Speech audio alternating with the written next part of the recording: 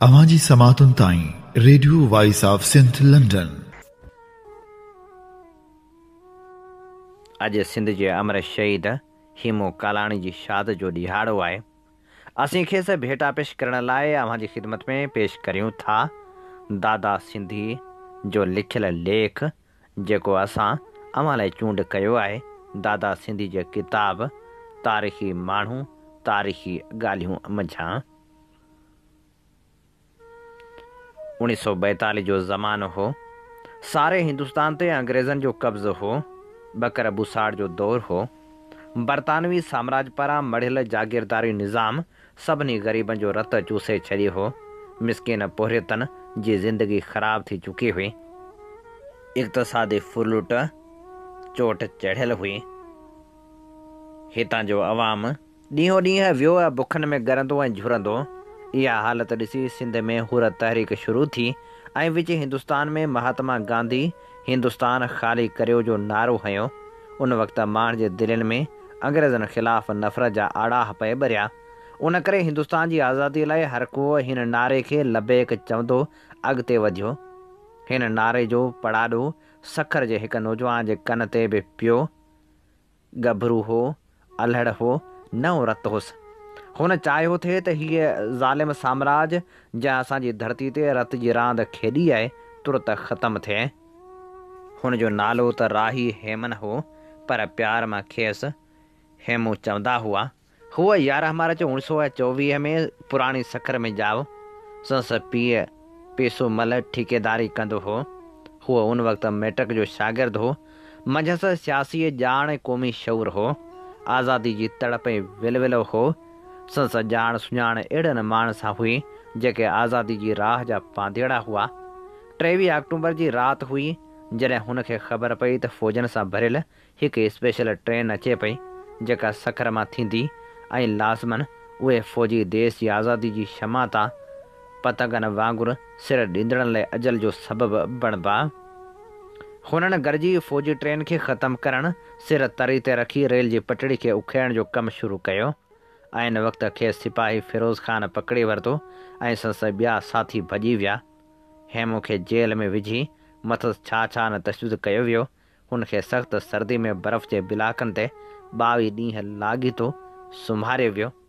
फटका हया विया, लोह जे ततल सीखनि सां ॾंभ ॾिना विया, पर हुन कुझु न सलियो। आख़िर खेसि कोर्ट मार्शल कयो वियो, जिते हिकु दफ़ो चयो हुआईं त मूं रेलवे लाइन उन लाइ उखेड़ी थिए त फ़र्ंगियुनि जी ट्रेन खे नास करियां त बदकिस्मती जो उन में नाकामयाबु वियसि। उहो इक़रारी बयानु संस जुरत ऐं हिमत जी नुमाइंदगी करे थो। 3 साल सांदहि केस हलियो ऐं आख़िर खेसि फाही जी सज़ा ॾिनी वई, जेका दुनिया जी तारीख़ में हिकु बालिग़ ॿार खे पहिरीं सज़ा हुई।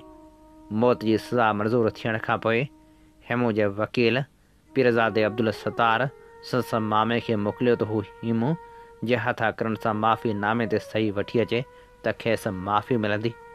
पर हुन चयो त फाही जो डपु काइरनि खे थींदो आहे, जेके पंहिंजो ज़मीर चांदी जे चंद सिकनि ते विकिणी छॾींदा आहिनि। मौत जो नालो वठी मूंखे डिॼारण जी कोशिशि न करियो।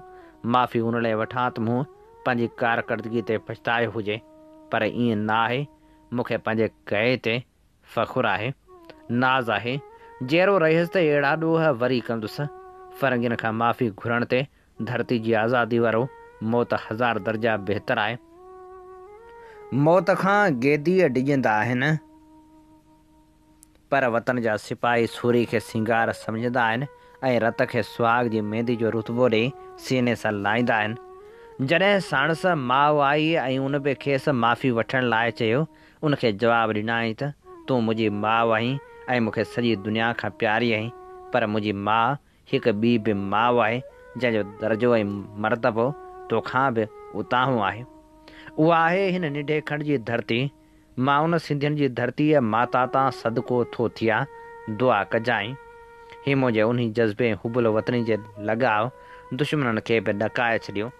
चवनि था त हूअ जेल में निहायत ख़ुशि रहंदो हो ऐं पंहिंजनि ॾोरनि ते हथ हणी चवंदो हो त हिननि बाज़ुनि खां कमु वठिणो आहे ऐं अंग्रेज़नि खे मुल्क मां भॼाइणो आहे। हूअ चवंदो हो त जॾहिं मां आज़ादु थींदुसि त उनखां बि वधीक कमु कंदुसि। ऐं एसि ताईं कंदो रहंदुसि जेसि ताईं अंग्रेज़ मुल्क नथो छॾे।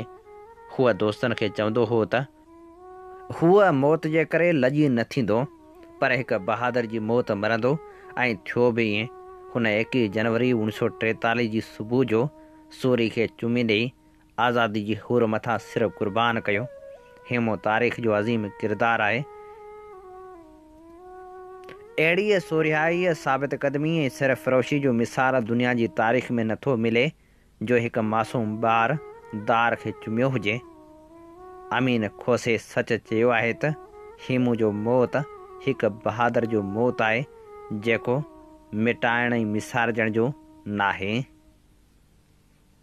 हेमू कालाणीअ जी शाद जे ॾिहाड़े ते ई असीं अव्हां जे समातनि जी नज़र करे रहिया हुआसीं दादा सिंधी जो लिखियल लेख।